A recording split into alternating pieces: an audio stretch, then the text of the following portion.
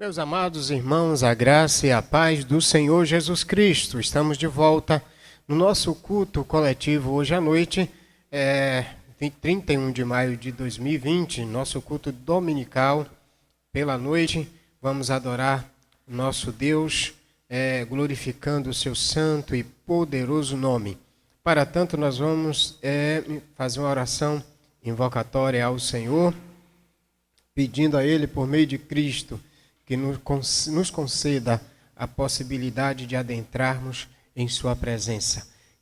Marcelo vai nos conduzir nessa palavra de oração invocatória e nós vamos orar nesse instante com ele. Oremos ao Senhor. Santo Deus e Pai de infinita graça, estamos aqui, Senhor, diante da Tua presença, como sempre estivemos, Pai, para Te adorar, para engrandecer o Teu nome, para louvar os Teus grandes feitos e agradecer tudo aquilo que o Senhor tem feito por nós. Obrigado. Tudo que nós não podemos fazer por nós, para o Senhor, é coisa fácil, é possível.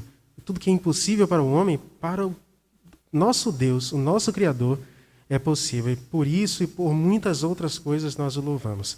Nós invocamos aqui a Tua divina proteção, invocamos, Senhor, e Te pedimos, Pai, que esteja iluminando as nossas mentes e o nosso coração, nos fazendo, Senhor, compreender completamente a Sua palavra, Pai, e alimentando o nosso espírito, a nossa alma, para que possamos colocar em prática, Senhor, tudo isso que o Senhor tem nos ensinado. Obrigado. Para que a nossa vida seja edificada por aquilo que o Senhor nos ensina e sejamos um testemunho vivo do que o Senhor tem feito por nós. Amém. Obrigado, Pai, por mais esse momento em Sua presença. Dirige, Senhor, tudo que vai ser dito aqui, tudo que vai ser ensinado. E assim nós oramos, agradecemos e invocamos em nome de Jesus. Amém. Amém. Obrigado, Marcelo. Deus nos chama a adorá-lo e nós invocamos seu nome com a nossa convicção bíblica. Mais uma vez quero dizer que nosso culto é por causa de Jesus Cristo ressuscitado. Nós conseguimos prestar cultos a Deus através dele. Vamos fazer isto nessa noite, razão do nosso louvor, razão da nossa pregação, razão da nossa esperança, razão da nossa fé. Jesus é tudo isso e nós, por meio dele, vamos adorá-lo. Quero também, ao mesmo tempo, convidar meus amados irmãos ao pastoreio, por meio de chamada de vídeo, ao pastoreio também, discipulando uns aos outros também via chamada de vídeo. Enquanto não se normaliza os contatos, nós sabemos que depois dessa pandemia aí, o procedimento vai ser um novo normal, não vai ser mais aquele normal que tínhamos antes, e por isso a gente tem que também adequar a nossa caminhada cristã nesse sentido aí de pastoreio, de discipulado, de proclamação da palavra, via também a comunicação que temos. Nossos avisos: não esqueçam do culto doméstico, do culto no lar, não esqueçam da leitura da palavra, o texto diário que temos que ler, a vida de oração. Nós temos nosso relógio de oração no grupo de Zap de 6 até as 10 da noite. Esse rodízio, entra um grupo, sai um outro grupo, e assim a gente mantém a igreja de Cristo viva, orando sem cessar, ouvindo a palavra, proclamando a palavra e vivendo esse evangelho santo e maravilhoso. Quero mandar um alô hoje para o povo de Camaçandi também, o povo também lá de Jaguaripe, da congregação de Camaçandi. Nós temos a irmã Luci, Deus abençoe, Flavinho, também o filho dela. Nós temos a irmã Marivalda, é Marinalva de Camaçandi, porque eu faço uma troca entre as duas. Tem a Marinalva e tem Marivalda. E aí essas irmãs também de Camaçandi. Nossa irmã Rita Santos, também ali em Camaçandi, Clóvis e a irmã Antônia, os filhos de Clóvis e Antônia, Clovinho e Del, nossa irmã também, ali Gonçalo, nossa irmã, a esposa do irmão Gonçalo, minha irmã Neide, nossa irmã Tereza. Um abraço para esses irmãos em Cristo. Temos também a Lenice, temos o Maltês. Um abraço para todos esses irmãos. Nós temos no nosso culto online, muitos irmãos de outras denominações, Thomas, ali de Salvador, que sempre está cultuando conosco. o Paulo Sérgio também de Salvador, Damião também, Antônia, Celidalva ali também da Baixa Alegre, Lene Leide, essa equipe toda aí que tem estudado a Bíblia com a gente. Forte abraço, meus irmãos da igreja local, Deus vos abençoe a todos e nós vamos nesse instante ter um momento que a gente chama de chamada ao arrependimento, à confissão. Nosso irmão Genilson vai nos conduzir a este momento.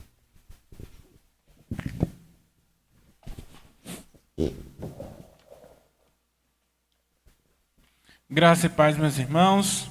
Vamos continuar o nosso culto de louvor e adoração ao nosso Deus. E para isso vamos à chamada a arrependimento, fazendo uma leitura bíblica em Apocalipse, no capítulo 3, e o versículo 19. Esse é o versículo que nós vamos ler. Abra sua Bíblia conosco, atentos, e vamos então lê-lo. Eu repreendo e castigo a todos quanto amo. Sê, pois, zeloso e arrepende-te.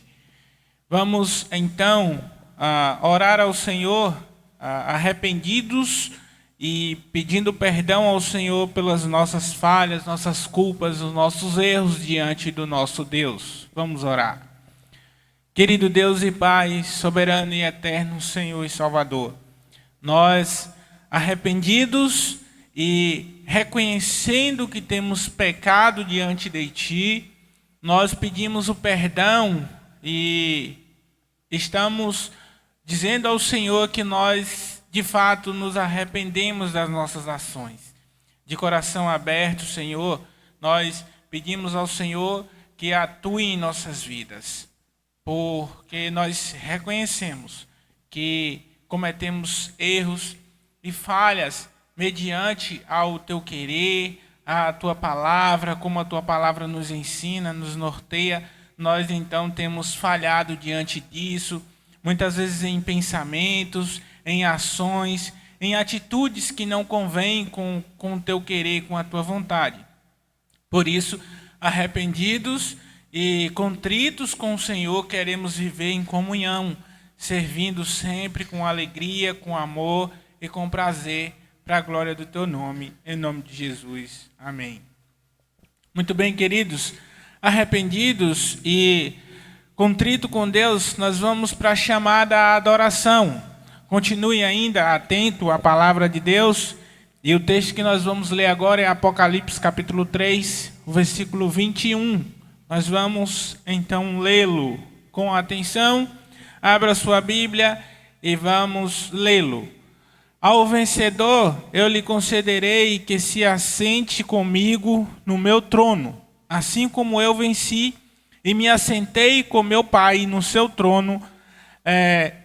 Queremos então despertar no coração o entendimento de que Jesus Cristo venceu e Ele tem o desejo no coração de que nós também estejamos assentados com Ele lá na glória, no trono do Pai, naquele grande dia, no dia em que Ele vier nos levar. Por isso, nós reconhecemos a sua grandeza, o seu senhorio, o seu vencimento, e por isso nós vamos então declarar que ao nosso Deus, Tu és soberano. Ok, meus irmãos, vamos adorar ao Senhor com este cântico, dizendo que o Senhor é soberano sobre todos, sobre os céus, sobre tudo. Louvemos ao Senhor.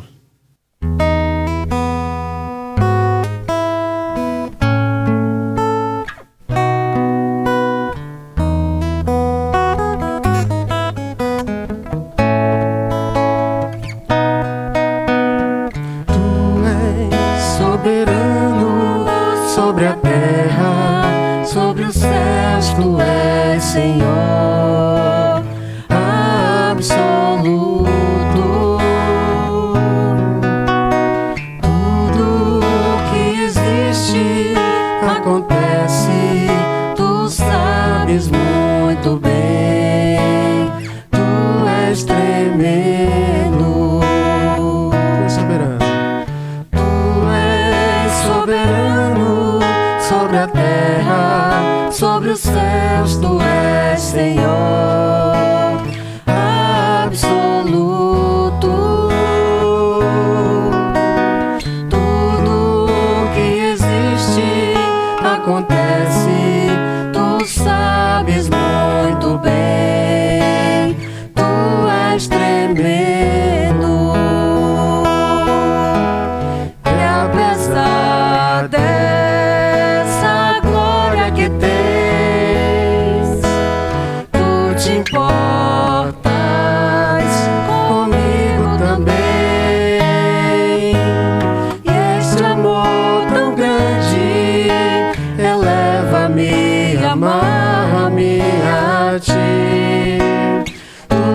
és tremendo. E apesar dessa glória que tens, tu te importas comigo também. E este amor tão grande eleva-me, amarra-me a ti. Tu és tremendo.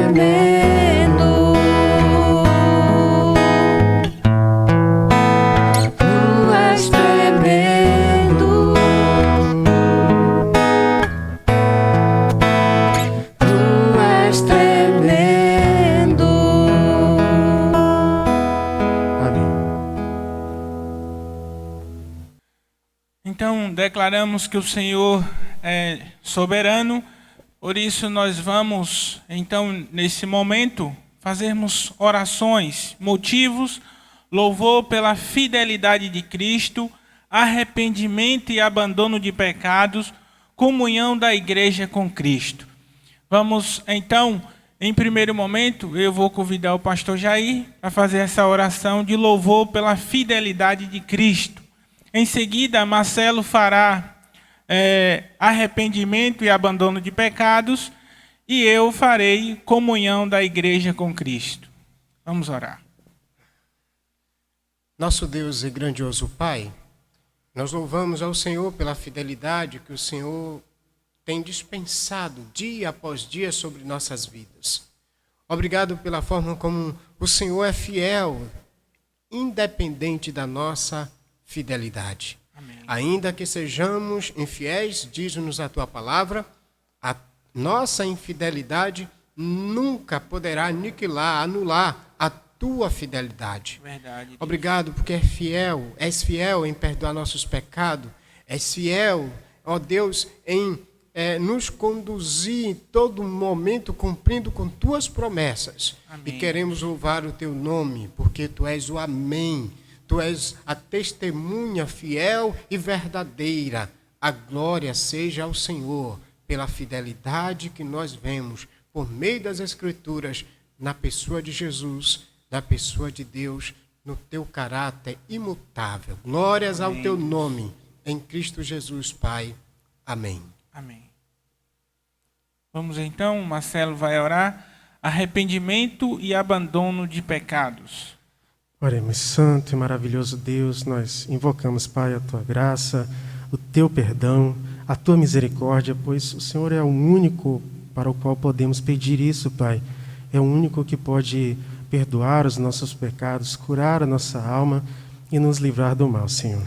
Neste momento nós pedimos ao teu Santo Espírito que incomode o nosso coração, incomode o nosso espírito, e nos faça retroceder, Pai, de tudo aquilo que não te agrada, de tudo aquilo que não edifica, de tudo aquilo que não faz parte daquilo que o Senhor quer de nós, Pai. Ó Senhor, nós pedimos perdão pelos nossos pecados, pelas nossas falhas, por toda palavra que saiu da nossa boca que não foi palavra do Senhor. Sim, Perdoa-nos, Pai, e nos ajuda a nos manter nesse caminho de retidão, no caminho da santidade, que a nossa vida seja reflexo da vida do Teu Filho, Pai, pois Ele é o nosso modelo de vida, de conduta, é Ele o nosso alvo, é Ele o nosso modelo para todas as coisas, Pai. Obrigado, Senhor, pelo Teu perdão, obrigado pela Tua misericórdia, pela Tua paciência em nos ouvir, em curar as nossas feridas, em cuidar de nós. E assim nós agradecemos por tudo isso, Pai, que o Senhor tem feito por nós, pela Tua graça, pelo Teu perdão, em nome de Jesus. Amém. Vamos orar nesse momento ainda, comunhão da igreja com Cristo. Querido Deus, Pai soberano, justo, leal e fiel, a Ti, Senhor, nós pedimos que nos ajude a serem mais harmoniosos uns para com os outros. Que a Tua igreja viva, de fato, verdadeiramente unidas, celebrando e glorificando o Teu reino, Pai. Que o Teu nome seja exaltado na nossa maneira de nos reunirmos. Que todas as vezes que a gente se encontre seja para a glória do teu nome. Que todas as vezes que a gente se reúna, a gente exalte o teu nome na forma de nos comungarmos, de nos reunirmos e de nos alegrarmos um com o outro.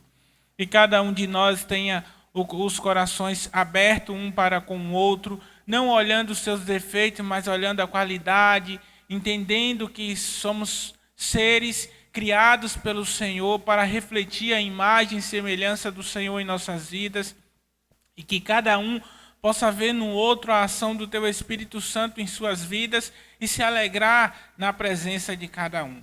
Que a tua igreja esteja viva, avivada, juntas e reunida em todo o tempo, Pai, e celebrando o teu nome. Ainda que estejamos nesses dias de quarentena distantes, mas que a gente tenha o amor e a comunhão guardada no nosso coração, fixado sobre o querer do Senhor Jesus Cristo.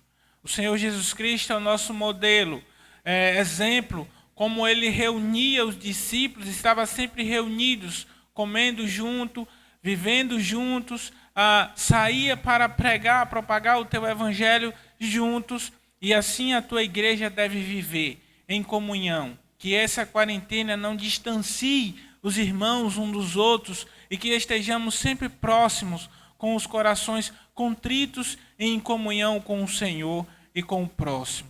Que o Senhor nos ajude a vivermos na comunhão sincera com o Senhor, em nome de Jesus. Amém.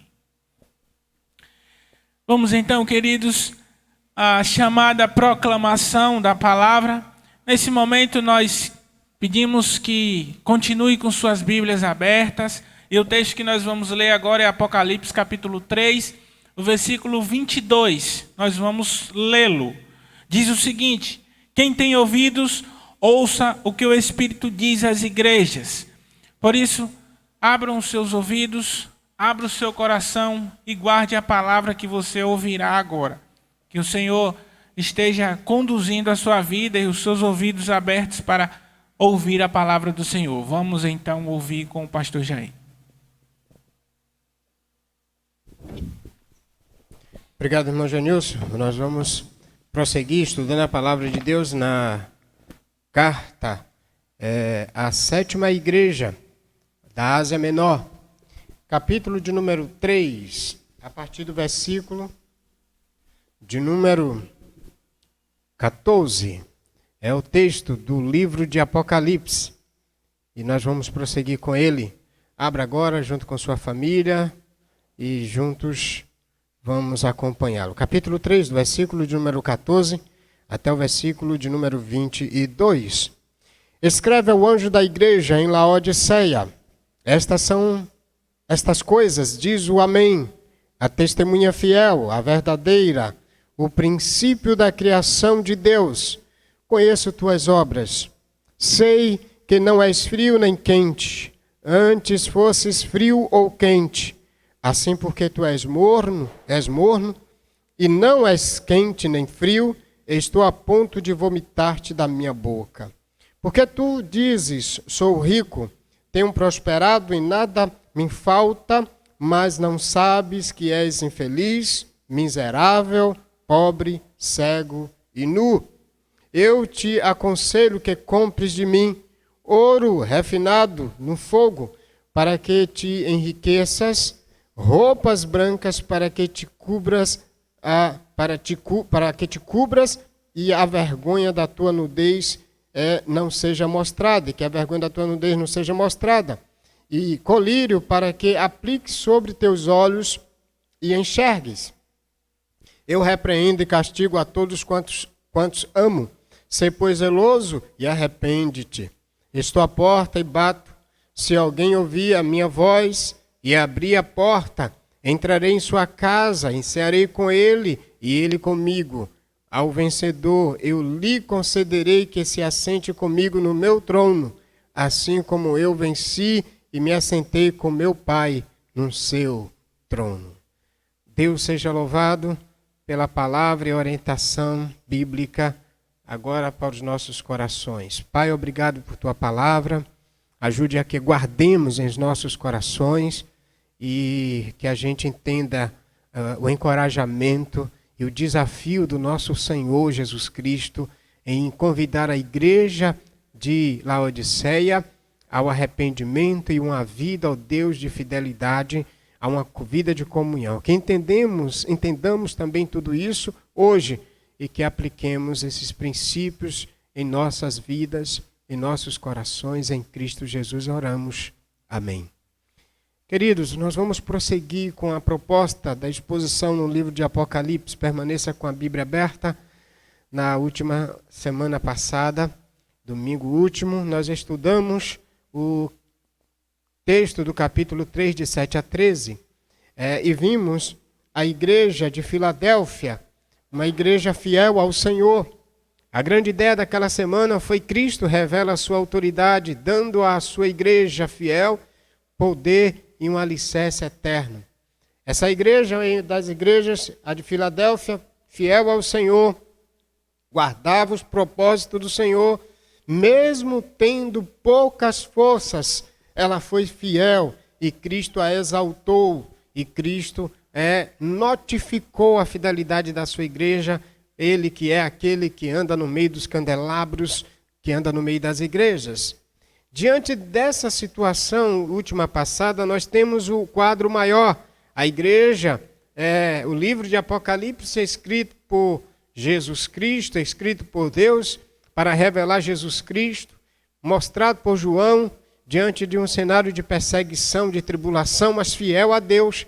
E mesmo preso, ele não abriu mão da fidelidade ao Senhor. E é isso que ele, ao escrever essa carta às 7 igrejas, que também estavam vivendo um cenário de tribulação, porque eram debaixo do jugo do Império Romano, algumas de uma forma direta, outras de uma forma menos, mas também uma perseguição direta.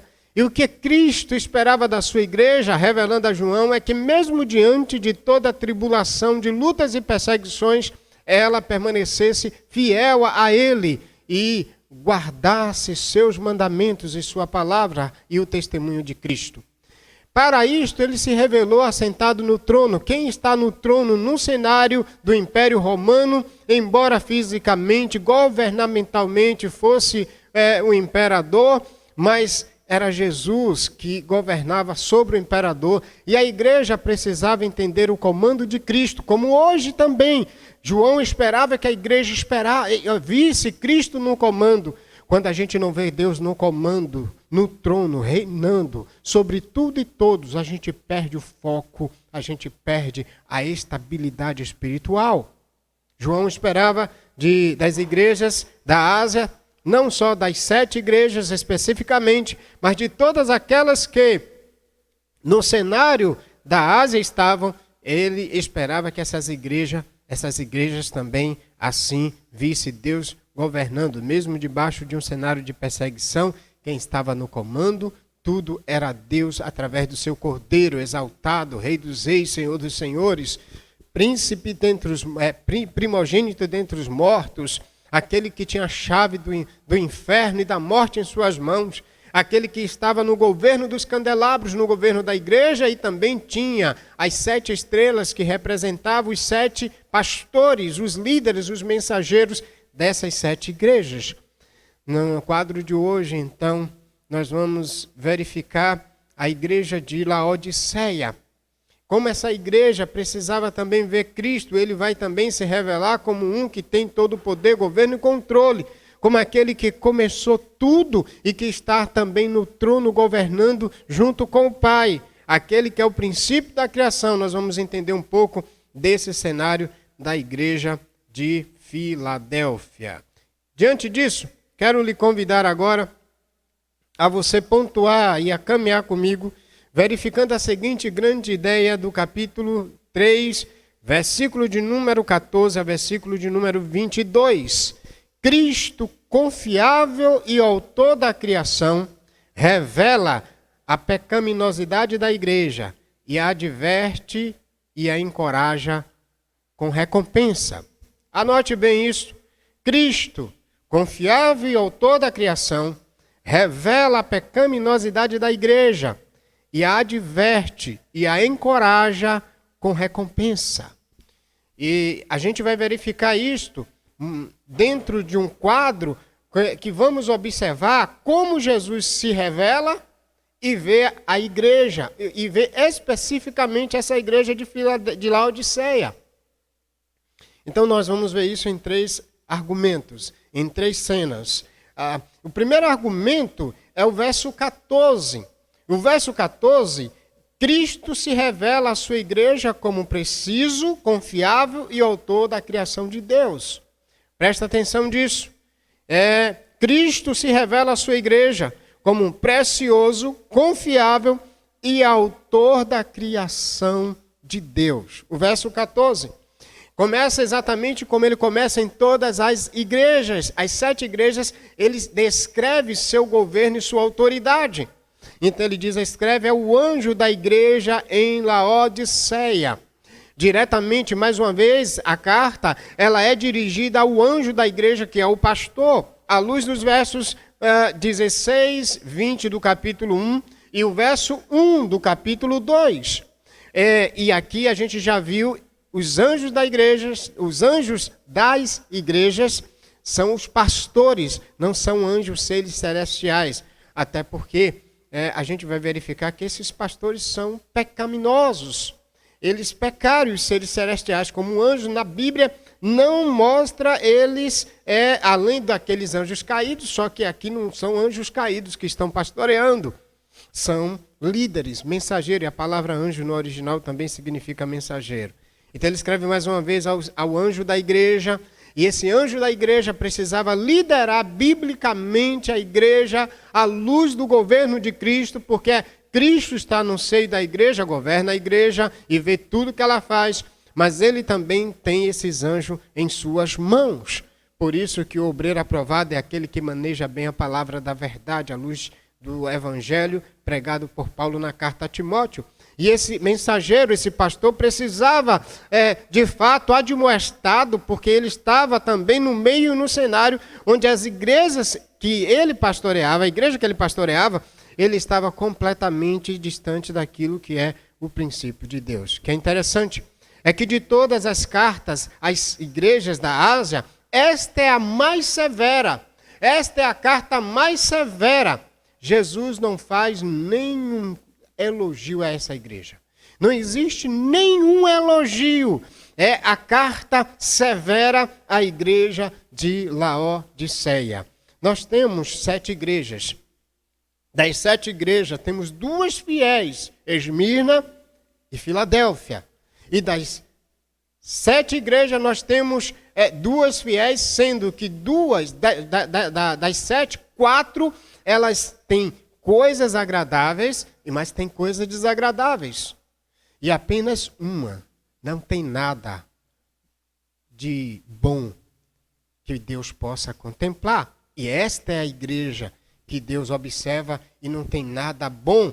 Como ele então se apresenta ao pastor dessa igreja para também atingir e conduzir a igreja? Por quê? Porque dirigindo ao pastor, ele está também dirigindo a igreja, porque ele escreve lá no início do livro, no capítulo de número 1, verso 4, João, as 7 igrejas que estão na Ásia. Então, João está dirigindo essa revelação de Deus sobre Jesus Cristo às igrejas. E agora Deus, por meio da liderança espiritual, Jesus Cristo se apresenta com a sua autoridade, com o seu senhorio, sua soberania, como ele exaltado, assim revelado por Deus.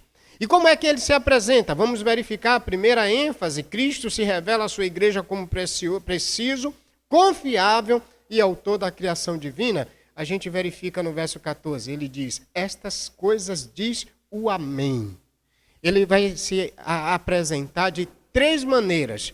Estas coisas diz o Amém, estas coisas diz a testemunha fiel e verdadeira, e estas coisas diz o princípio da criação de Deus. São 3 características de Cristo exaltado aqui apresentadas. 3. Então a primeira, estas coisas diz o Amém. A ideia no original é verdadeiro, fiel, firme.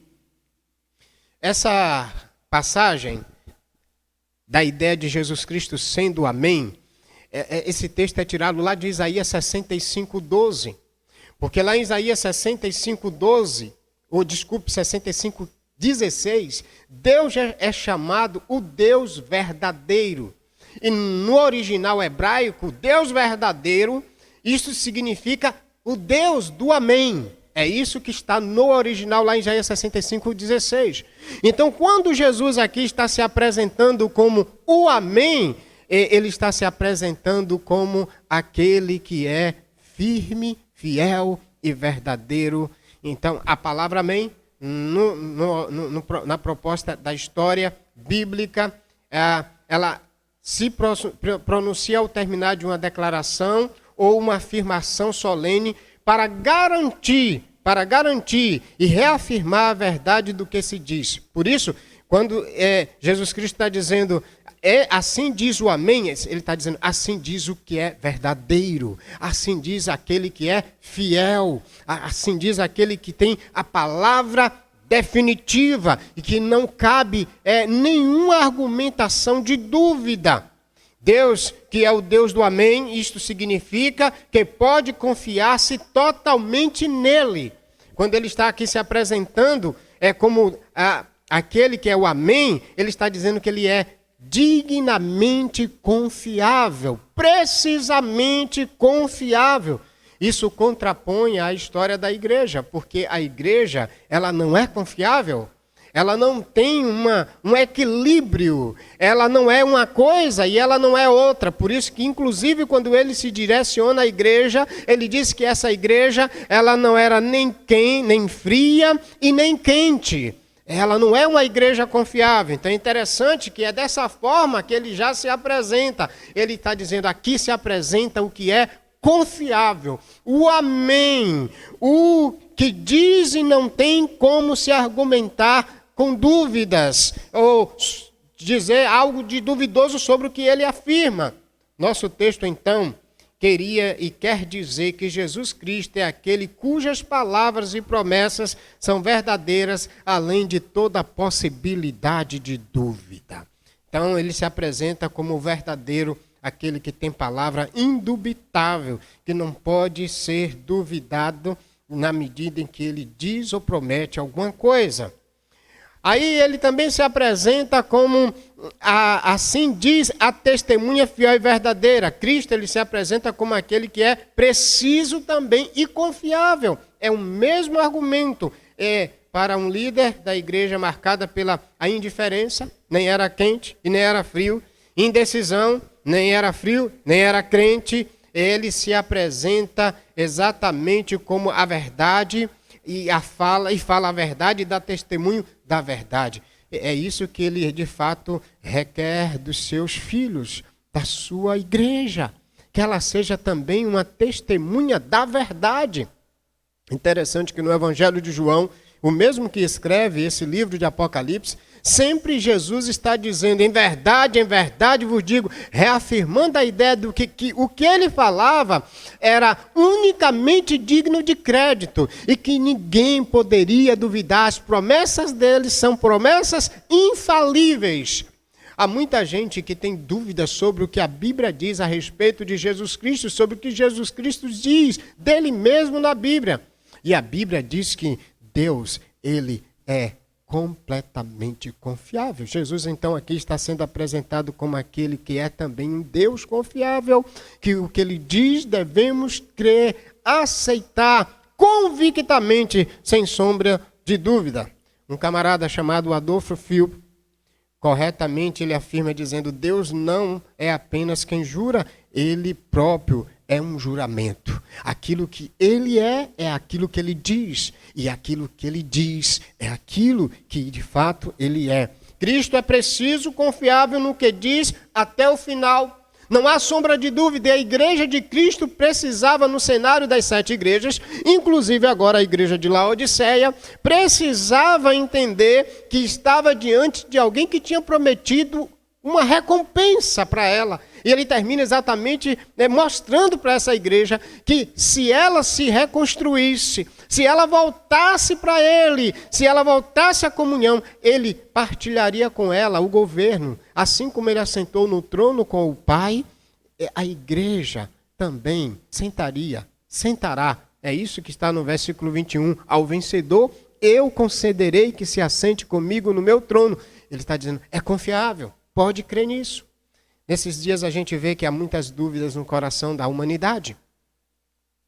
E diante de tudo isso, também como Cristo, por meio de João, estava chamando a igreja a confiar no que ele falou, em sua palavra, de fato é o que nós precisamos entender nos nossos dias. Ele está presente no cenário dessa igreja agora, e ele está dizendo, eu sou confiável, eu sou um próprio juramento, e tudo que eu falei se cumprirá. Cristo é preciso, melhor dizendo, confiável no que diz até o final, e ele está presente, melhor dizendo, a fazer um diagnóstico da igreja. Ele vai, no meio da igreja, trazer, a partir do verso 15, um diagnóstico. E ele vai dizer que esse diagnóstico dele também é verdadeiro, é preciso sobre a igreja. Irmãos, a gente precisa entender que o que Deus diz em sua palavra sobre a igreja é pura verdade e que a gente precisa confiar e acreditar e seguir. Quem não segue as palavras desse verdadeiro Deus fiel e preciso, tem muitas dores de cabeça na vida cristã. Ele cumpre o que diz, ele nunca é inconstante, diferente da vida morna da igreja que a gente vai daqui a pouquinho entender a partir do verso 15 a verso de número 20. Diante disso, uma outra coisa que ele se apresenta, assim diz aquele que é o Amém, assim diz a testemunha fiel e verdadeira, mas assim diz o princípio da criação. A ideia aqui é começo, origem, pessoa que começa uma coisa. A ideia que está expressa aqui nessa última expressão, princípio da criação, ele está dizendo que é aquele por meio de quem Deus criou todas as coisas. O Evangelho de João, capítulo número 1, versículo 1 a 4, vai dizer que ele é o verbo, que ele estava com Deus, e também todas as coisas, lá no verso 3, por meio dele foram criadas. Então ele está falando aqui que ele é aquele que, por meio dele tudo Deus criou. Nele, diz Paulo também, lá na carta aos Colossenses, 1:15 e 18, foram criadas todas as coisas. Cristo é o princípio da criação. Em face da vida caótica da igreja, Jesus é aquele que é a origem, que pode recriar e que pode dar sentido ao caos, que é exatamente o cenário lá do Éden. Ele é aquele que, diante do caos, ele deu origem a um belo jardim, a um belo paraíso. E agora isso é importante, essa apresentação para a igreja, porque a igreja está num caos. E só ele pode recriar, e só ele pode construir uma igreja ordeira, fiel, santa. E é isso que ele vai chamar a igreja. Ele é capaz, ele está dizendo, eu sou aquele que, por meio de quem Deus criou todas as coisas. E como ele colocou ordem no caos lá do universo, ele pode arrancar a igreja do caos espiritual que ela estava vivendo, a igreja de Laodiceia. Jesus, então, é o criador da igreja pela sua obra regeneradora, mas Jesus também é aquele que, mesmo quando a igreja regenerada dele perde o foco dele, ele é aquele também com poder de trazê-la de volta para a vida espiritual qualificada, santa e correta. E você pergunta, mas isso, pastor, é uma coisa esquisita, como é que agora a igreja de Cristo está vivendo esse caos? E isso para você verificar a natureza pecaminosa, mesmo diante de essa igreja ter sido estabelecida por Deus. Em Colossenses 4, 16, 18 e 21, se não me falha a memória, Paulo escreveu inclusive a essa igreja e orientou essa igreja no período lá da carta aos Colossenses. Mas mesmo com todas as orientações, essa igreja, ao invés de seguir o padrão de Cristo e da palavra de Cristo, ela entrou num caos espiritual. E Cristo está dizendo que ele é capaz poderosamente de trazer a igreja desse caos para uma nova comunhão com ele, conforme o verso de 20, estou à porta e bato. Se alguém ouvir a minha voz e abrir a porta, entrarei em sua casa, cearei com ele, ele comigo, ele está chamando a igreja de volta à comunhão. Algumas verdades já podemos aplicar nesse primeiro princípio, com Cristo revelando-se à sua igreja como um preciso, confiável e autor da criação. A primeira verdade que a igreja de Cristo, João intencionava é que os crentes da igreja primitiva, daquele contexto lá do primeiro século, as 7 igrejas, entendesse que Cristo era o único capaz de conduzir e reconstruir a história da sua igreja. É Ele que está no meio dos candelabros. Como então entender esse princípio hoje e sempre na vida da igreja de Cristo dos dias de hoje, dos dias atuais? Jesus Cristo é preciso e confiável, criador da igreja, e a igreja precisa ouvi-lo em tudo. E por causa desse Cristo preciso, que tem a palavra verdadeira, é testemunha fiel, a igreja não pode estar ouvindo aqueles ou aquelas, que era exatamente o cenário da igreja de Laodiceia. Ela acabou se acostumando com o mundo e se adequou totalmente ao mundo, a ponto de isolar Deus por causa da forma de vida que ali ela tinha. Diante disso, uma outra verdade que conseguimos extrair desse princípio de Cristo se revelando à igreja como testemunha confiável, autor da criação de Deus, é que Jesus é o único capaz de tirar a sua igreja do caos do pecado. Jesus, ele é o único capaz de extrair a sua igreja do caos espiritual, dessa inércia de vida cristã, e trazer para uma vida cristã de forma qualitativa. E a igreja precisa ouvir. E só desta forma, só diante deste cenário, é que nós vamos conseguir entender de forma clara isto. Por isso que ele termina com todas as igrejas. Pode observar que no final de todas as cartas, ele diz: quem tem ouvidos, ouça o que o Espírito diz às igrejas. Irmãos, eu não tenho dúvida de que nós só somos de fato ajustados, corrigidos, espiritualmente qualificados, quando nós ouvimos Jesus e a sua voz por meio da palavra. Que é isso que acontece num cenário lá de Gênesis capítulo 1. Como ele se apresenta com aquele que é o princípio da criação. Foi por meio da palavra que Deus foi transformando todo aquele caos. A palavra de Deus é poderosa. Cristo, ele é fiel. A palavra dele é fiel e verdadeira. E quando nós ouvimos, nós não somos lançados ao caos espiritual. E só ele pode assim nos conduzir a essa verdade plena do Evangelho. Tudo era caos em Gênesis, mas ele é o princípio da criação. Pela palavra ele transformou tudo. E agora ele está dizendo a esta igreja que ela precisa ouvi-lo para sair desse caos, dessa indiferença, dessa indecisão de não ser frio e de não ser quente. Não ser crente, que fazia a diferença na sociedade em que vivia. Foram suas palavras que do caos construiu o universo. Só ele pode reconstruir, pela sua obra redentora, a igreja que ouve a sua voz. A minha grande preocupação, irmãos, é que hoje a gente tem ouvido tudo. As igrejas brasileiras acabam ouvindo tudo e sendo uma esponja. Absorve tudo, menos a palavra de Cristo. E isso tem trazido uma miserabilidade para a vida da igreja. A igreja, querendo atrair as pessoas de tudo que é forma, tem esquecido que só o Evangelho de Cristo, e o Cristo do Evangelho, ele é o Rei confiável que pode transformar verdadeiramente a sua igreja e o seu povo. Precisamos dar ouvidos a esse Cristo, entender que ele é fiel e verdadeiro. O segundo aspecto, do 15 a 20, nós vamos agora para a seguinte preposição, o seguinte argumento. Cristo revela a pecaminosidade de sua igreja e a adverte para voltar à comunhão. Do 15 até o verso de número 20, ele revela a pecaminosidade da igreja. Vamos ver isto. E adverte para voltar à comunhão. Vamos ver como ele desenvolve esse pensamento?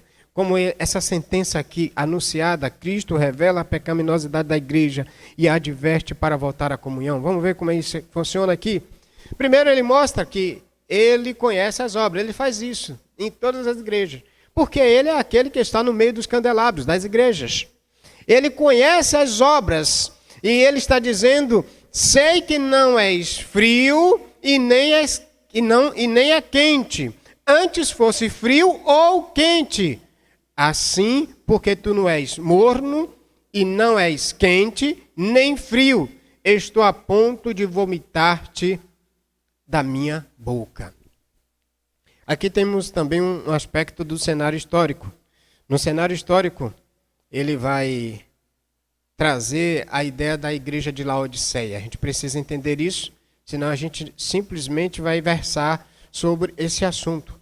Mas no cenário da igreja de Laodiceia e a cidade de Laodiceia, a gente tem alguns aspectos que eu preciso aqui enunciar. E esse aspecto aqui, a gente vai ter uma ideia clara que tal cidade era tal igreja. Você já viu aquele ditado que diz tal pai, tal filho?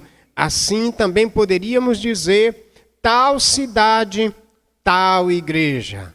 Historicamente, nós temos o aspecto das águas térmicas na cidade de Laodiceia. Laodiceia e aquela região, na verdade, nós tínhamos um centro das águas térmicas. Era uma região formada por 3 cidades importantes: Colossos, Hierápolis e Laodiceia. Colossos ficava às fontes das águas frias. E também Hierápolis ficava às fontes das águas quentes. E Laodiceia, ela tinha as águas mornas. Que é interessante que Cristo usa esse aspecto cultural, histórico dessa sociedade, porque no cenário dessa região havia de fato águas térmicas. Em Colossos, águas frias, Hierápolis, águas quentes, e em Laodiceia também era uma região de águas mornas, águas intragáveis. Laodiceia, então, sendo fonte de águas mornas, tanto as águas quentes de Hierápolis como as águas frias de Colossos eram águas terapêuticas. E também as águas mornas de Colossos eram águas terapêuticas. Mas as águas mornas de Laodiceia, sendo morna, elas se tornavam intragáveis. Então, por isso que Jesus diz no verso 15 e 16, sei que não és frio, se referindo a Colossos, sei que não és quente, se referindo a Hierápolis, e ele diz, assim porque tu não és morno, né? Porque tu és morno, melhor dizendo, no verso 16, e não és quente nem frio, eu estou a ponto de vomitar-te da minha boca. Ou seja, Cristo revela que por causa do seu estado morno, vai vomitá-la, vai expeli-la. O que é que ele está demonstrando com essa metáfora, com esse cenário histórico? Ele está dizendo que a igreja de Laodiceia, ela se tornou intragável, ela não o representava. É uma igreja que não recebe nenhum elogio, porque ela se tornou aquela igreja, sabe como, irmãos? Aquela igreja que a gente sempre ilustra na história do sapo. Embora ecologicamente não seja tão bonito de se ouvir, mas disse, se você quiser matar um sapo, não jogue ele no caldeirão de água quente. Você põe ele, não faça isso. A história não é para você estar matando o sapo. Mas se você pôr ele na água fria e botar o caldeirão no fogo, ele vai morrer ali porque ele vai se acostumar. No cenário da história da igreja e da liderança, porque ele está falando a liderança, o líder estava tão acostumado, a igreja estava tão acostumada com o mundo, que ela não mais era diferente no mundo. Ela não mais fazia diferença no cenário da sociedade em que estava vivendo. Então, para Cristo, se tornou uma igreja indiferente e indecisa. Ela não era uma igreja que o representava à luz de seu evangelho e à luz de sua palavra. Então, ele parte para o verso 17. Então, aqui a gente vê Cristo revela a pecaminosidade da igreja. E ele diz que por causa da pecaminosidade da igreja, ele está a ponto de vomitá-la, de jogá-la para fora. Isso pode mais adiante se aplicar à vida individual de um crente. E isso também pode se aplicar à vida de toda a igreja no cenário maior. No verso 17, a gente vai verificar um outro argumento que tem a ver com a história da cidade. E no verso 17 ele diz: porque tu dizes, sou rico, tenho prosperado, nada me falta, mas não sabe que és infeliz, miserável, pobre, cego e nu. Ele está falando da liderança e está falando da vida da igreja. Então veja, a igreja estava a ponto de ser vomitada por Cristo, lançada fora por causa da pecaminosidade. E ele vai explicar, ele traz um explicativo, ele diz: porque dizes, sou rico, tenho prosperado, nada me falta. E agora ele traz uma bateria de adversativa, mas não sabe que és infiel, infeliz, miserável, pobre, cego e nu. Aqui nós temos alguns argumentos que têm a ver com a história da cidade. O primeiro é o argumento da riqueza, o aspecto da riqueza da cidade de Laodiceia. Era uma cidade rica e tão opulenta, muito rica, conhecida como o lar dos milionários, era o centro financeiro dos bancários, era a cidade de banqueiros, era a cidade de banqueiros e de transições comerciais.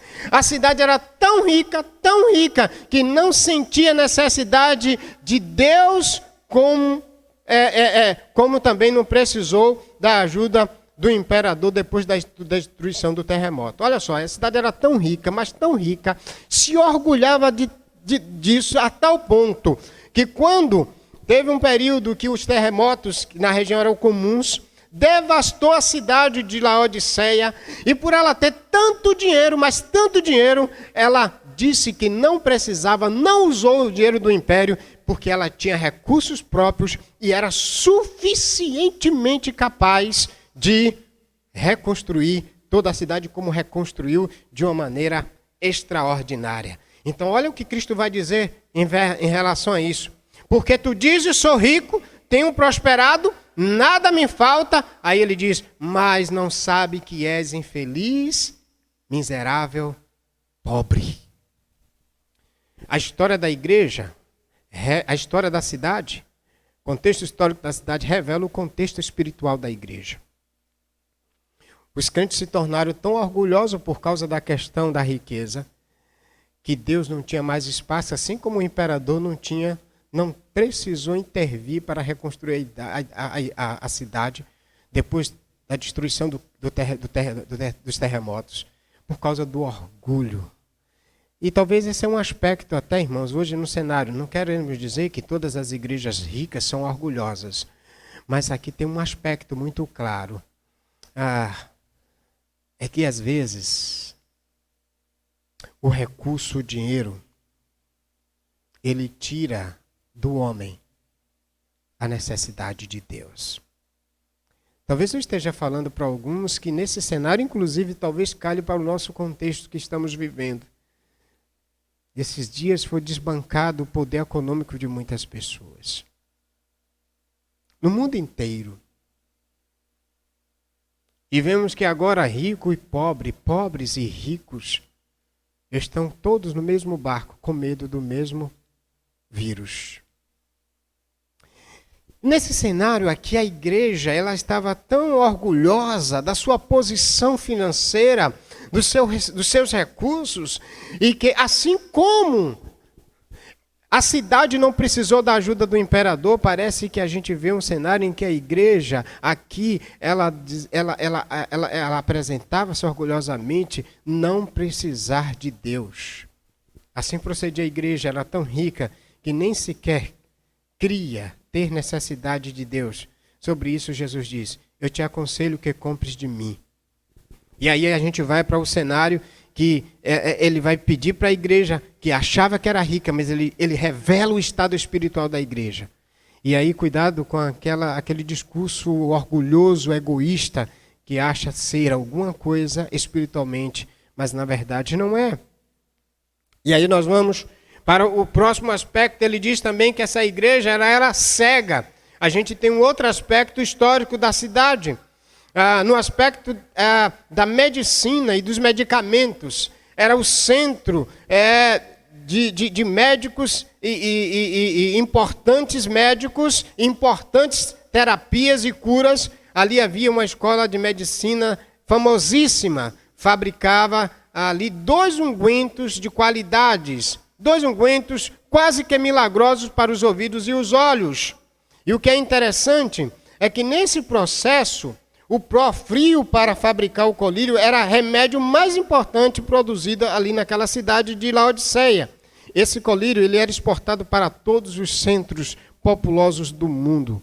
Sobre isso, Cristo diz no verso 17, a igreja dizia que era uma igreja que tinha uma visão opulenta, mas Cristo vai revelar e dizer, espiritualmente, a igreja não enxergava nada. Ela era cega. O pastor também era cego.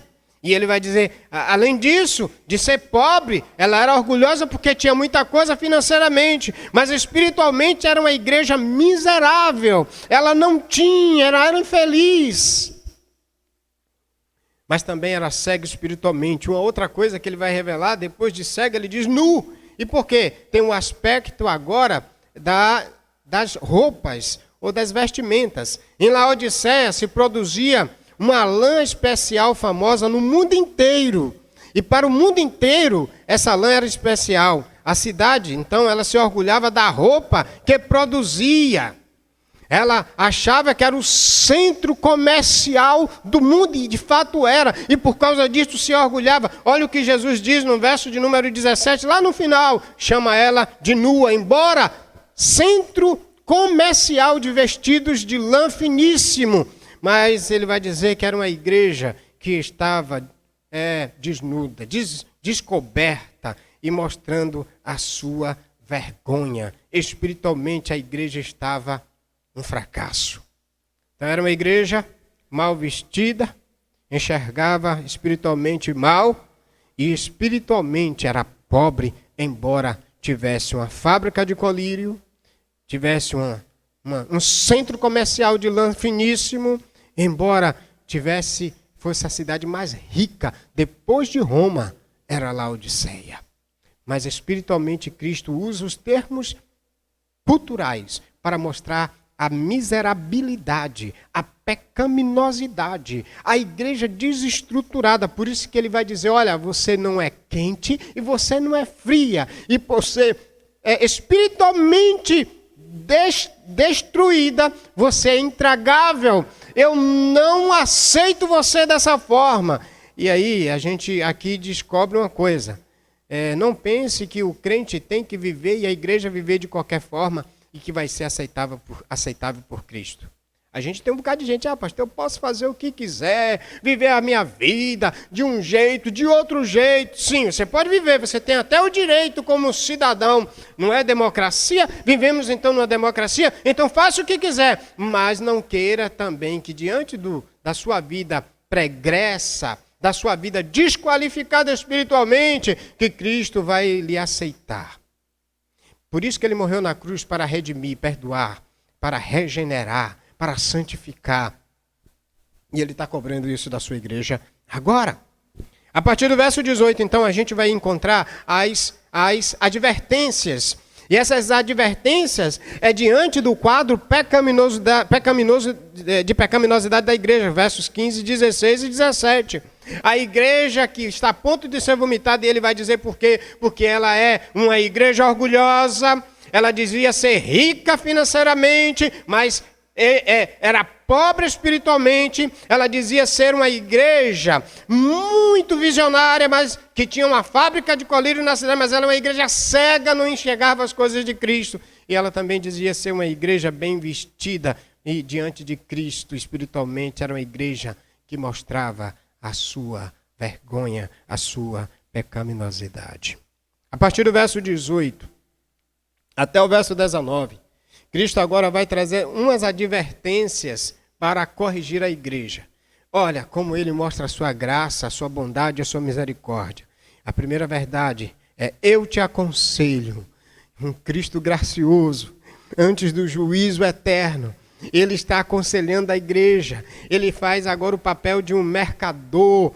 Ele agora está diante de uma igreja que se dizia ser rica, que dizia ser milionária, que era o centro comercial e que era opulenta na sua forma de viver. Ele está dizendo: para você ser rica, você tem que comprar de mim ouro refinado no fogo, para que te enriqueças.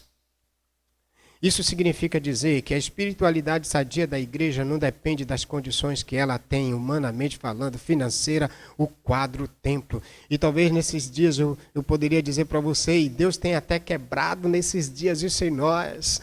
Eu sei que a saudade do templo, do edifício físico, e tem muita gente que olhava para os prédios, para as pedras de mármores.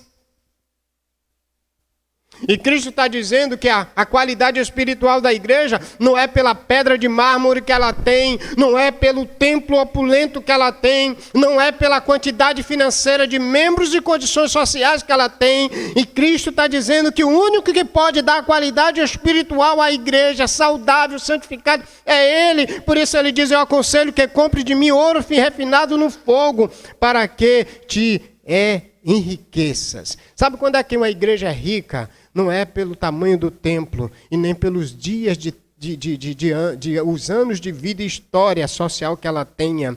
É pelo que ela foi feita em Cristo Jesus. Por isso ele está dizendo: se você quiser ser rico, se quiser ter qualidade espiritual, tem que comprar de mim. Eu sou o único Criador dos céus e da terra, o princípio da criação. Eu sou o único que posso, assim, enriquecer espiritualmente a igreja. Laodiceia se orgulhava de sua riqueza financeira, e Cristo está dizendo que ele é o único que tem o devido material para enriquecer espiritualmente a vida da igreja.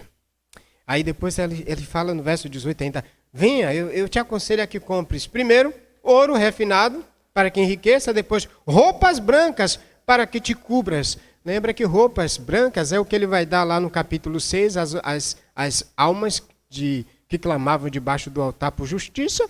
E vestes brancas é a que ele vai dar lá no capítulo 7, àquela grande multidão de todas as tribos, povos, raças, línguas e nações. O que é isso? É a ideia de santificar, de regenerar a vida cristã só por meio de Cristo. Então ele está dizendo: compre ouro refinado, compre roupas brancas para que te cubras. Ou seja, a única forma de cobrir nossos pecados, de nos justificar, é com as vestes de justiça de Deus em Cristo. Não há outra forma. Se você quer ser justo e justificado, só por meio do sacrifício de Jesus. O que é interessante é que lá no Antigo Testamento, quando Adão e Eva pecaram, eles se cobrem com folhas de figueira, e no 3:7 de Gênesis e no 3:21 Deus mata um animal, sacrifica um animal e cobre-se com pele. O que é que Deus está dizendo? Esse processo de justificar, de regenerar o homem, é obra de Deus em Cristo e não do homem em si.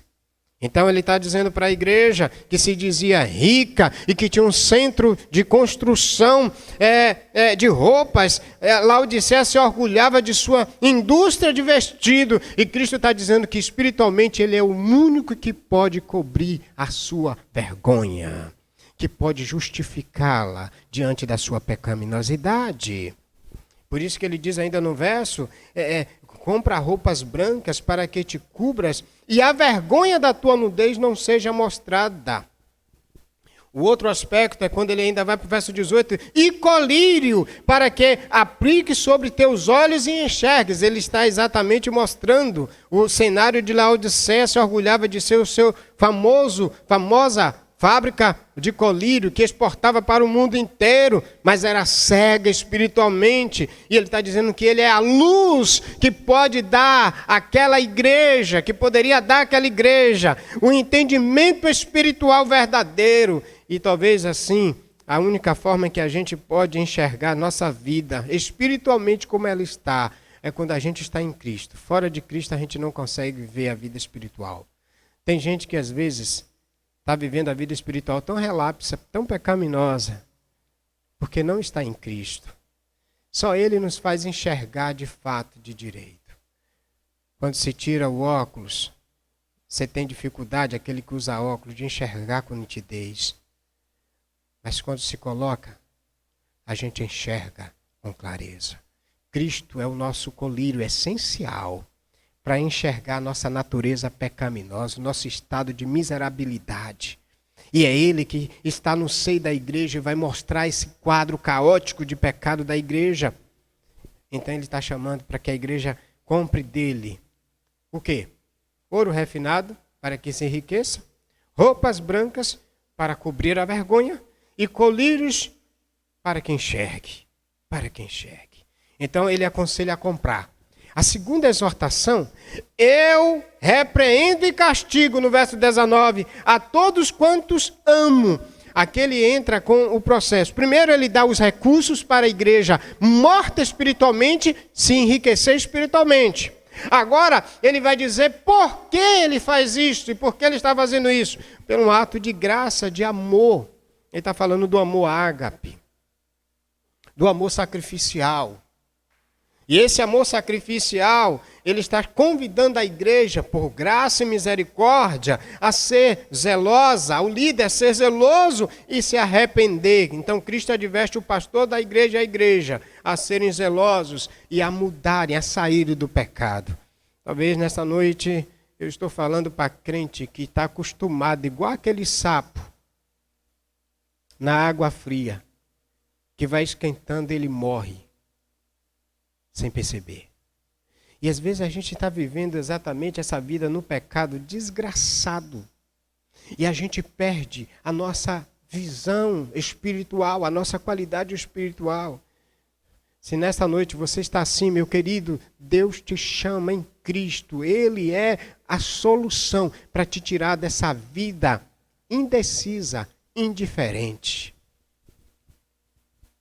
Finalmente ele diz, eis que estou à porta e bato. E se alguém ouvir a minha voz, abrir a porta, entrarei em sua casa, cearei com ele e ele comigo. Cristo convida o pastor e a igreja a retornarem à comunhão. Primeiro ele mostra o estado pecaminoso, 15 a 16. Depois ele diz por que a igreja estava vivendo o estado pecaminoso. 17. Agora 18, 19 e 20. Ele traz 3 exortações. Eu aconselho, eu repreendo e castigo, eu estou à porta e bato. Ele aconselha a comprar algo de qualidade, ou seja, ele é a única forma de a igreja ter a vida pregressa espiritualmente reconstruída. Depois ele diz que faz isso por amor e por zelo. E por isso ele diz, arrepende. Você não tem que ficar lá no pecado. A igreja não pode se acostumar com a vida de pecado para se adequar ao mundo. Depois ele faz uma coisa que é extraordinária, verso 20, estou à porta e bato. E ele aqui traz a figura, a ilustração, a metáfora da ceia. É a ideia de uma ceia principal num contexto grego e que levava tempo para ser consumida. Era a ideia de desfrutar de uma comunhão. Parece até aquela proposta da ideia da comunhão eterna, da ceia do Senhor, da grande ceia, a ceia nupcial. Ele está chamando a igreja de volta. E ele está chamando por causa da sua misericórdia, do seu amor zeloso, do seu amor sacrificial. E eu fico então assim a pensar, porque muitas igrejas não têm ouvido o convite de Jesus Cristo em voltar para a sã doutrina, para a palavra. Interessante que aqui nessa igreja a gente não vai ver ele acusado da doutrina dos nicolaítas, da doutrina também de Jezabel. Ele não vai mostrar que existia nessa cidade uma sinagoga de Satanás. Mas em compensação, parecia uma igreja estabilizada, mas é a igreja mais desestabilizada. Não tem um elogio de Cristo. Não tem uma pontuação positiva do Cordeiro. Ele que tem os olhos com chama de fogo, que está no meio dos candelabros, ele consegue ver uma igreja completamente inerte, indecisa, indiferente. A pior coisa é quando a igreja ela é indiferente no mundo, ela não mais salga, ela não mais ilumina. Nós somos como astros do mundo em Cristo. Apresentamos Cristo, e a igreja em Laodiceia, por causa do seu orgulho, por causa da sua soberba, ela era indiferente, ela não mais salgava e nem temperava. E aí, para temperar, irmãos, e salgar e mostrar a diferença, na sociedade, a igreja ela tem que ser a igreja cristocêntrica, mas a igreja de Laodiceia era uma igreja antropocêntrica, centrada no homem e não em Cristo, centrada na sociedade e não em Deus. Ela estava no trono do orgulho, no trono da soberba. Ela vivia semelhante à cidade. Era orgulhosa por causa da sua riqueza financeira. Ela era orgulhosa por causa da indústria de vestidos. Ela era orgulhosa por causa do seu famoso colírio. Mas mesmo sendo financeiramente afortunada, era miserável a igreja. Mesmo sendo a igreja que se orgulhava das suas vestes, era nua. Era desnuda diante dos olhos do Senhor, mostrando a sua vergonha e a sua pecaminosidade. Ela se orgulhava do colírio que vendia e exportava para o mundo, mas era uma igreja espiritualmente cega. Cristo revela a pecaminosidade da igreja e a adverte para voltar à comunhão. Que bom que Cristo é misericordioso e ainda chama igrejas indiferentes para ser a igreja diferente. Eu quero aplicar isso. Cristo é a única solução para uma igreja indiferente e orgulhosa. Ele tem coisas preciosas para trazer a verdadeira espiritualidade da igreja. Por isso que eu aconselho: compres de mim ouro, vestido e colírio. Ouro para que se enriqueça espiritualmente, roupas para que mostre a santidade divina, colírio para que possa enxergar a sua vida espiritual em Cristo. Cristo sonda a igreja e não vê nada de bom, espiritualmente está um caos. E eu quero aqui aproveitar para, ao mesmo tempo, que mostrar isso no contexto da vida da igreja geral, do corpo, mas também de membros. Tem membros que Cristo não enxerga nada de bom na sua vida, no seu coração, no seu seio. Cristo condena de maneira veemente a indiferença da igreja, a indiferente vida espiritual. O que temos aqui é tal mundo, tal igreja, semelhante ao ditado, tal filho, tal pai. A igreja se amoldou à sociedade. O mundo se incorporou na igreja e ela não mais representava Cristo, mas a sua opulência e o seu orgulho. Que Deus nos livre disso em Cristo. Cristo apresenta 3 exortações misericordiosas para a sua igreja orgulhosa. E ele vai trazer exatamente mostrando que ele é o único que pode, com a sua obra redentora, trazer a sua igreja de volta. Finalmente, versos 21 e 22. Cristo encoraja a sua igreja infiel, com promessa no reino eterno. Isso já é um caminho que mostra a misericórdia. O que é que ele está vendo? Uma igreja completamente destroçada, indiferente, indecisa. E ele começa encorajando a igreja, mostrando que ele vê tudo e que ele quer consertar. Agora ele termina mostrando a igreja, essa igreja infiel, que não tem um elogio.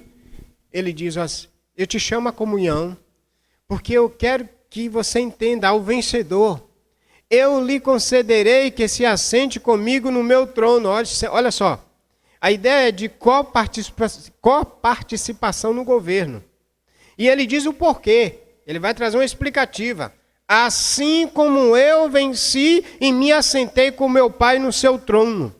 Ele está dizendo, olha, meu pai compartilhou comigo o governo, o reino, o comando, eu estou sentado com ele. Como ele me deu a autoridade de sentar e governar eternamente com ele. A igreja que volta à comunhão, se lá eu disser, voltasse à comunhão, eu disse, eu te encorajo. Olha como ele encoraja a igreja. Primeiro mostra a vida pecaminosa, depois ele aconselha a consertar e dá os recursos, depois ele mostra que ele castiga porque ele ama, e depois ele chama a comunhão porque ele quer colocar essa igreja num rol dos fiéis. Ele quer colocar esse líder num rol dos fiéis. E ele está encorajando a igreja infiel a ser uma igreja fiel. E como? Mostrando a recompensa eterna, duradoura, para sempre. E a igreja precisava confiar nele, porque ele é o Amém. Ele é aquele que, por meio da sua palavra, transformou o caos. E a igreja precisava confiar que ele era a palavra confiável, imutável, decisiva. E que ele, por meio da palavra, criou o mundo do caos. Do caos, a palavra transformou num paraíso. Ele está dizendo que a igreja precisava entender que ele, além de ser esse Cristo confiável, ele está fazendo uma promessa agora para a igreja. Se ela mudasse, se ela passasse até a comunhão com ele, ele está dizendo, eu vou premiar com uma recompensa. Qual é a recompensa? Coparticipação no governo eterno de Cristo. Então Cristo encoraja a sua igreja infiel com promessa no reino eterno. O que é que essa igreja precisava ouvir? O que é que nós, infiéis, o que é que a igreja também fiel precisa ouvir? O Espírito. Por que ouvir o Espírito? O Espírito é o autor das Escrituras.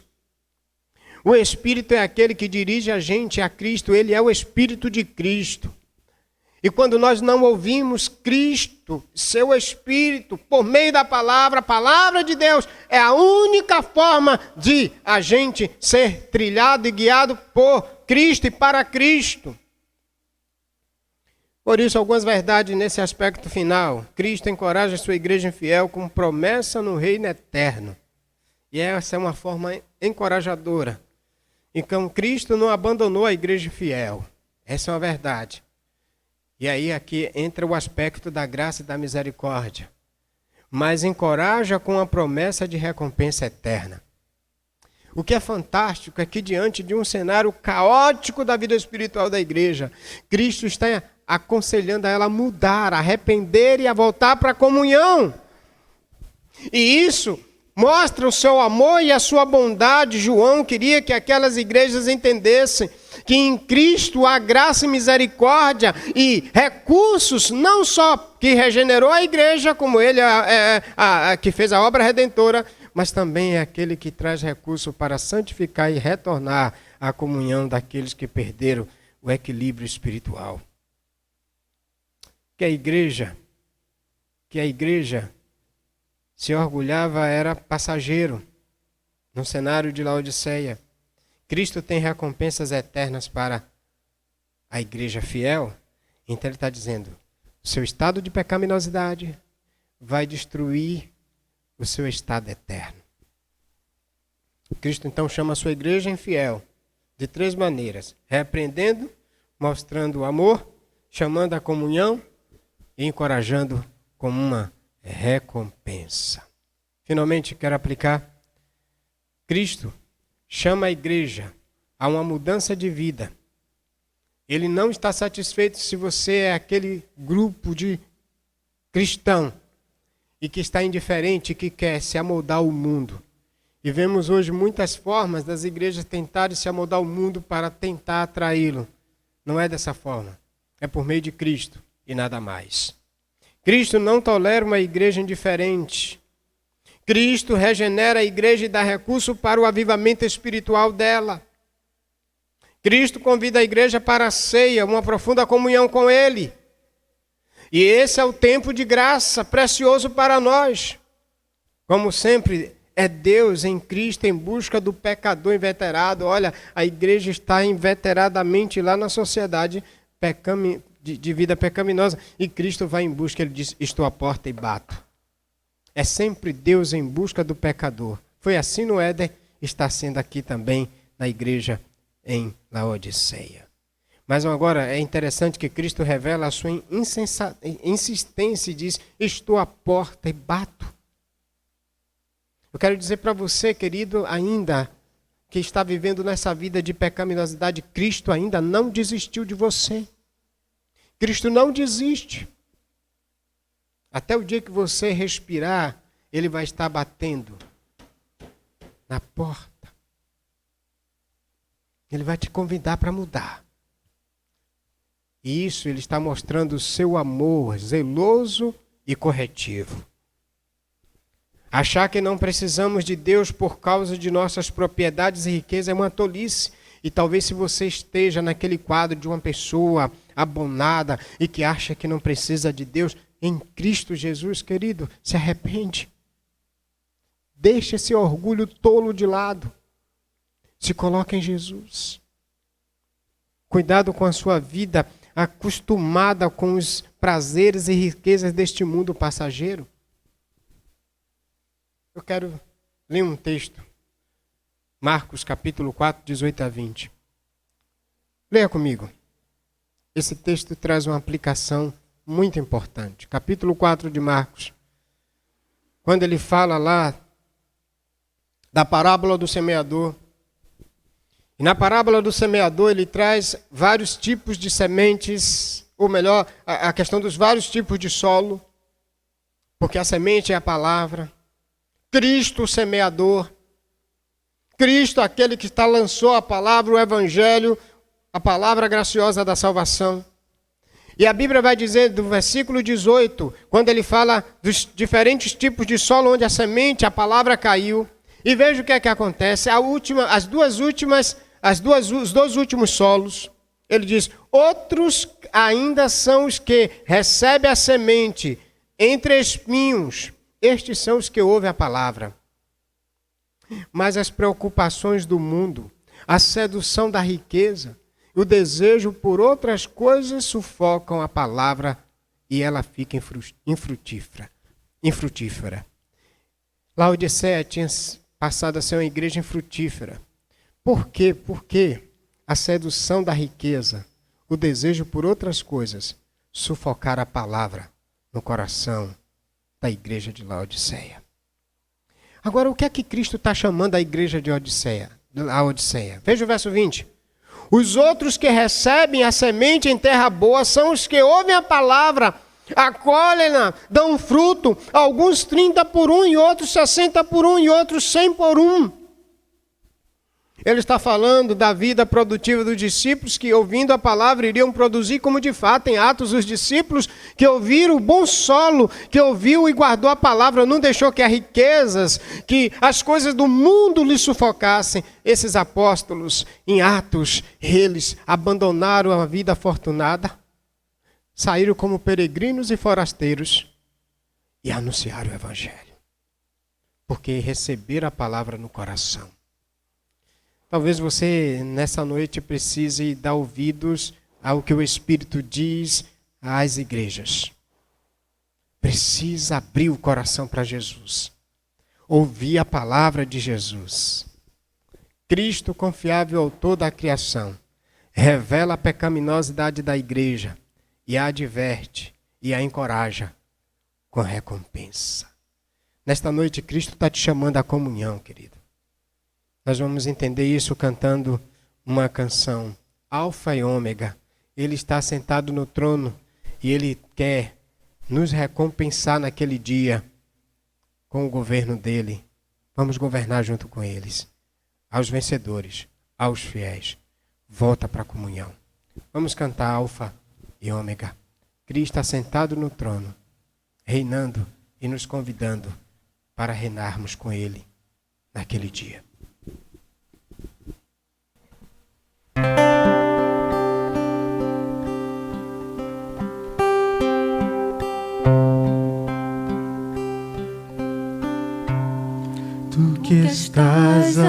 sentado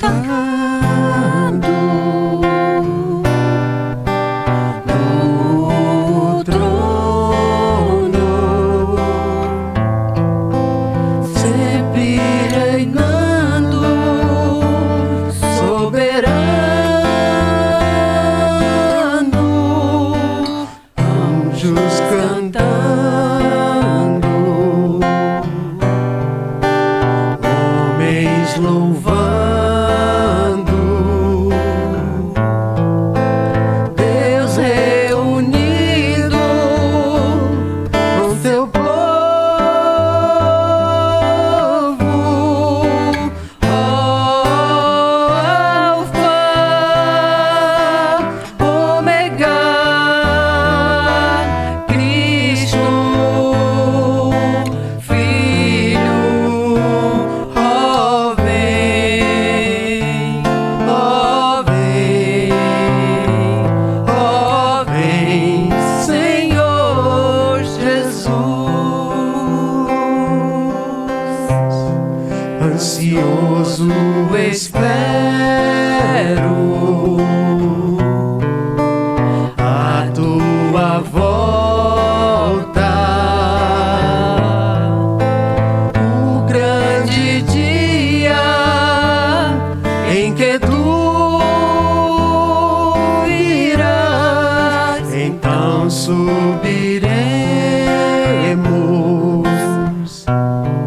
contigo estaremos pra todo sempre. Aleluia, Maranata, Cristo, Filho, Mestre, ó vem, ó vem, ó vem, Senhor Jesus. Maranata, Cristo, Filho,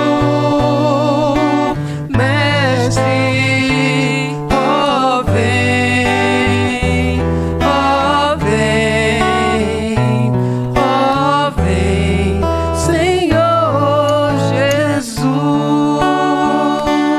Ó vem, ó vem, Senhor Jesus. Amém.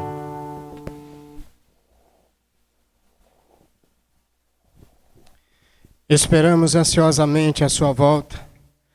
Aguardamos que ele, de fato, ao chegar, a gente esteja lá naquele dia.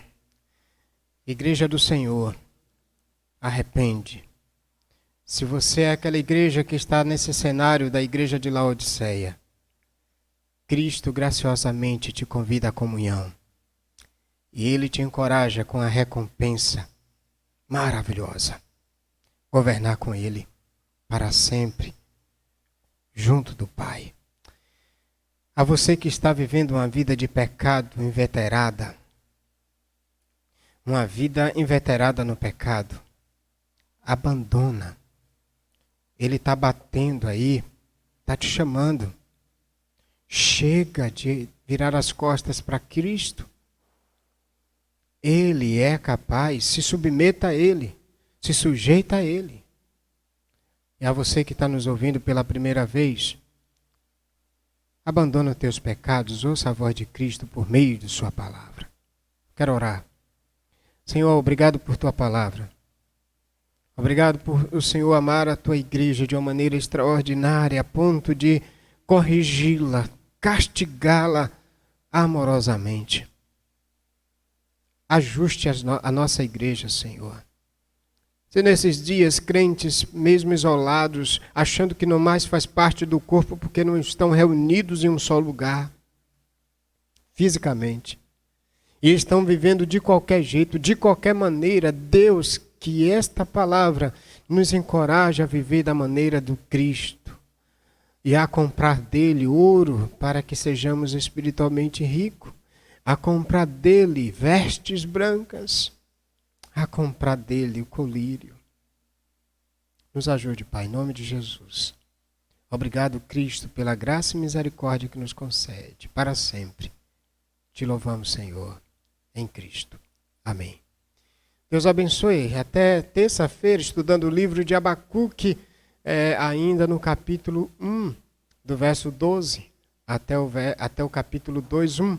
Vamos estudar na semana que vem. Forte abraço. Deus fortaleça o coração de todos vocês em Cristo Jesus.